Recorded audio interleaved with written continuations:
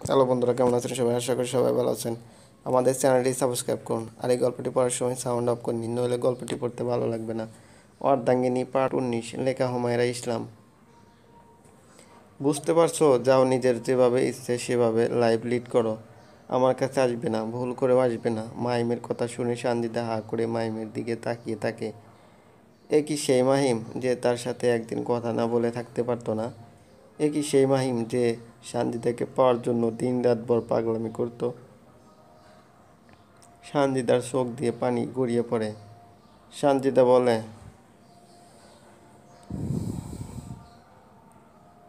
তুমি এমনটা বলতে পারো না মাহিম। তোমাকে ছাড়া আমার জীবন শূন্য। আমি কিছুতেই তোমার জায়গা অন্য কাউকে বসাতে পারবো না। সানজিদা হাউমাউ করে কাঁদতে শুরু করে। মাহিম হুইল চেয়ারটা চালিয়ে বাহিরে বের হয়ে আসে। কিছুক্ষণ কান্না করার পর সানজিদা বাইরে এসে দেখে মাহিমের পরিবারের কোনো লোকজন নেই। তার বাবা মা ভাই বাইরে বসে আছে। সানজিদা কিছু না বলে নিজের বাসার দিকে রওনা দেয়। সে তার পরিবারের কারোর সাথেই কথা বলেনি। কেটে যায় 3টা মাস। আজ সানজিদার পরীক্ষা শেষ। এই 3 মাসে মাহিম একদিনও সানজিদার সাথে কথা বলেনি। এমনকি মাহিমের পরিবারের কেউ সানজিদা বা তার পরিবারের কারোর সাথেই কোনো রকম যোগাযোগ করেনি। এই প্রতিটা রাত সানজিদাকে মাহিমকে খুবই মিস করত। অনেকবার ইচ্ছে হয়েছে মাহিমকে একবার কল করতে, কিন্তু নিজেকে নানাভাবে বুঝিয়েছে সে। অনেক দিন রাত কেটেছে মাহিমের সাথে কথা বলা, কিছু রেকর্ড শুনে।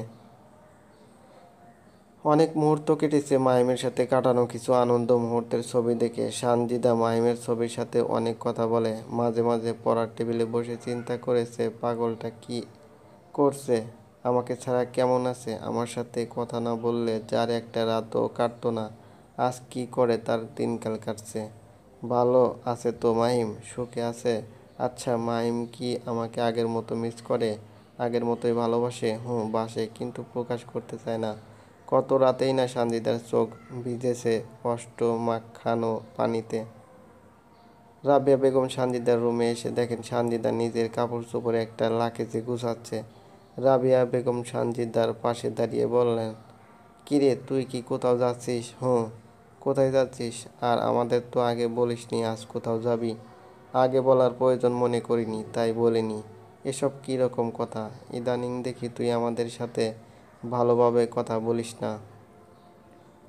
একটা কথা বললে উল্টোপাল্টা উত্তর দেস।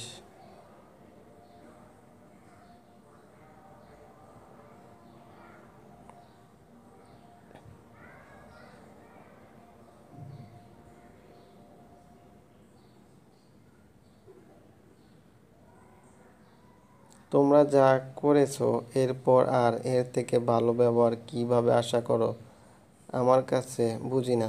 রাবেয়া বেগম জানেন মেয়ে অভিমান করেছে, কিন্তু তার যা করেছে তা তো তা তো মেয়ের ভবিষ্যতের কথা চিন্তা করেই করেছে। এটা কেন যে সানজিদা বুঝতে চায় না আল্লাহ জানে। রাবেয়া বেগম একটা দীর্ঘ নিঃশ্বাস ফেলে বললেন, এখন কোথায় যাচ্ছিস তুই?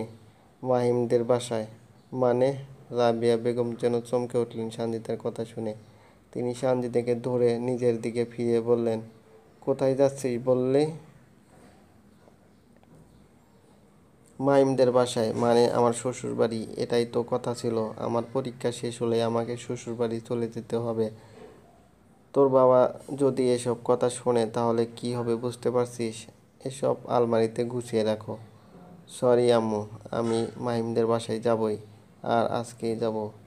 তোর মাথাটা গেছে? কতদিন ধরে তুই পরিবারের যোগাযোগ নেই, আর তুই কিনা ওদের বাসায় যেতে হলে যোগাযোগ করতে হবে এমনটা তো ঠিক না।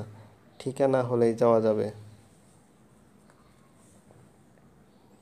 রাবেয়া বেগম চুপ করে রুম থেকে বের হয়ে গেলেন। সানজিদা একটা লাল সুতির শাড়ি পরে রেডি হয়। লম্বা চুলগুলো ফলিয়ে উঁচু করে বাঁধে। ঠোঁটে লাল লিপস্টিক, চোখে গাঢ় কাজল, গলায় পেন্ডেন্ট, কানে মাঝারি সাইজের ঝুমকা। সানজিদাকে আজ অপূর্ব সুন্দর লাগছে। সানজিদা রেডি হয়ে পেছনে ফিরতেই দেখে তার বাবা মা আর সাজিদ দাঁড়িয়ে আছে। আব্দুল সাত্তার সাহেব যে রেগে আছেন সেটা ফেস দেখে বোঝা যাচ্ছে, কিন্তু সানজিদা সেদিকে একটু মনোযোগ দেয়নি। সানজিদা একটা মুচকি হাসি দিয়ে বলে, সাজিদ, আমাকে কেমন লাগছে রে? সানজিদার কথা শুনে আব্দুল সাত্তার সাহেব আরও রেগে গেলেন। তিনি কঠিন গলায় বললেন, তুমি নাকি মাহিমদের বাসায় যাচ্ছ? হ্যাঁ, আমি কি বলেছিলাম তা হয়তো তুমি ভুলে গেছো। না আব্বু, আমি ভুলিনি, আমার মনে আছে। বেশ, মনে রেখেছো, গুড। আর আজকে সেজেছো, ভালো করেছো। আজ ছেলেপক্ষ আসবে তোমাকে দেখতে। ওরা রওনা দিয়ে দিয়েছে।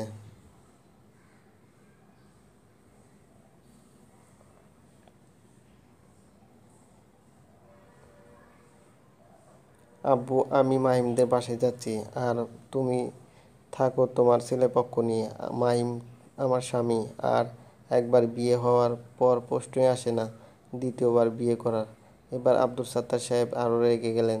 তিনি বললেন, তুমি যাবে না কোথাও, এটাই আমার লাস্ট কথা। আচ্ছা আব্বু, বিয়েটা যখন ঠিক করেছিলে তখন আমার অনুমতি নিয়েছিলে? নাওনি। আমার ইচ্ছা না থাকার সত্ত্বেও আমি এই বিয়েটা মন থেকে মেনে নিয়েছিলাম। তাহলে আজ কেন তোমরা এই বিয়েটা মানতে চাইছো না? কী অপরাধ করেছি আমি? সেদিন যদি বিয়েটা হয়ে যেত তখন তোমরা কি করতে? তোমরা নিজের ইচ্ছা সব সময় আমার উপর চাপিয়ে দিতে পারো না। আমারও একটা মন আছে, আমারও মতামত থাকতে পারে। আমাকে ক্ষমা করো। তোমাদের সব কথা রাখার ক্ষমতা আমার নেই। আমি মাহিমকে ছাড়া বাঁচতে পারবো না। তাহলে তুমি যাবেই, তাই তো? হ্যাঁ, আমি যাবই।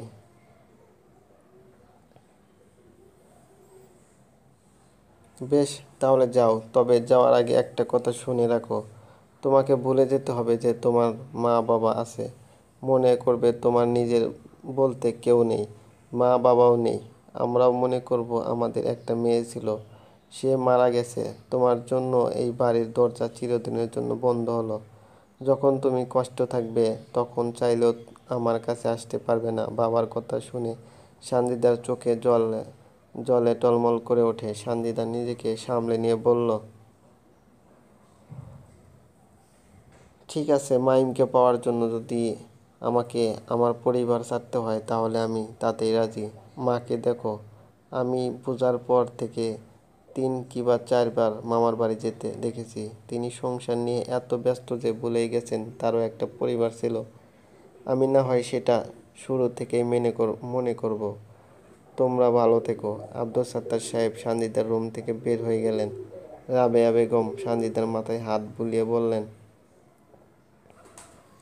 লোকটাকে আরও অপমান করিস না। তোর বাবা যা করছে তোর ভালোর জন্যই করছে। আজকে যারা তোকে দেখতে আসছে তাদের তাদের তোর বাবা কথা দিয়েছে। কথা রাখতে না পারলে তোর বাবা মুখ দেখাতে পারবে না। এই বয়সের লোকটাকে এত বড় আঘাত করিস না। সানজিদা তার মায়ের পা ছুঁয়ে সালাম করে, তারপর বলে, কথা তো মাহিমকেও দিয়েছিলে। রাবেয়া বেগম বলার মতো কিছু পেলেন না। সানজিদা ব্যাগটা নিয়ে রুম থেকে বের হয়ে দেখে তার বাবা সোফায় বসে আছেন। সানজিদা বাবার কাছে গিয়ে তার বাবাকেও সালাম করে। আব্দুল সাত্তার সাহেব অন্যদিকে মুখ ঘুরিয়ে নেয়। সানজিদা বলে,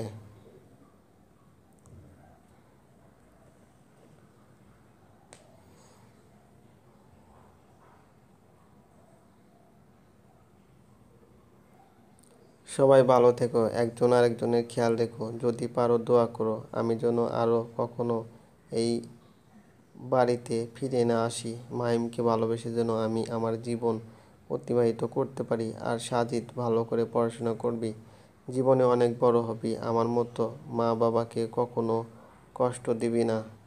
তুই বাবা মায়ের যোগ্য সন্তান হিসেবে গড়ে উঠবি। কথাগুলো বলেই সানজিদা নিজের বাসা থেকে বের হয়ে যায়। চলবে। বন্ধুরা, এই গল্পটি যদি ভালো লাগে অবশ্যই লাইক কমেন্ট শেয়ার করবেন। আর একটি কথা, এখনও যদি আমাদের এই চ্যানেলটি সাবস্ক্রাইব না করে থাকেন দয়া করে সাবস্ক্রাইব করুন। ধন্যবাদ।